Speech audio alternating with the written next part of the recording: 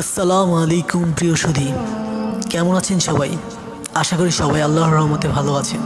একদিন হযরত মুসা আলাইহিস সালাম আল্লাহর সঙ্গে কথা বলার জন্য তুর পাহাড়ে যাচ্ছিলেন। পথিমধ্যে একটি দরবেশ তাকে থামালেন। দরবেশ বললেন, হে মুসা, তুমি তো আল্লাহর সঙ্গে কথা বলো, আমার জন্য একটি প্রশ্ন করবে? আমার জীবনে কেন এত কষ্টে ভরা? আমি সারা জীবন আল্লাহর ইবাদত করেছি, কিন্তু কোনো কিছুর অভাব পূরণ হয় না। জানতে চাইবে কেন আমার সাথে এমনটা হচ্ছে? হযরত মুসা আলাইহিস সালাম তাকে কথা দিলেন তিনি আল্লাহর কাছে এই প্রশ্ন করবেন। যখন মুসা আলাইহিস সালাম আল্লাহর সঙ্গে কথা বলতে শুরু করলেন, তখন দরবেশটির কথা উল্লেখ করলেন।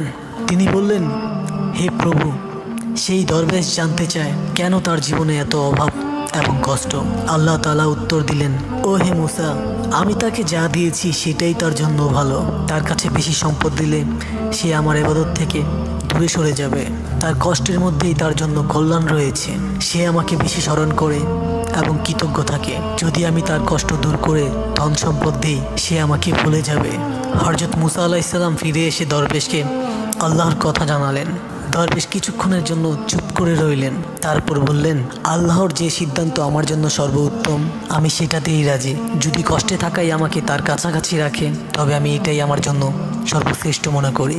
আল্লাহ তাআলা সব সময় জানেন কোনটি বান্দার জন্য উত্তম। ধন সম্পদ বা আরামায়েশ সবসময় কল্যাণ বয়ে আনে না।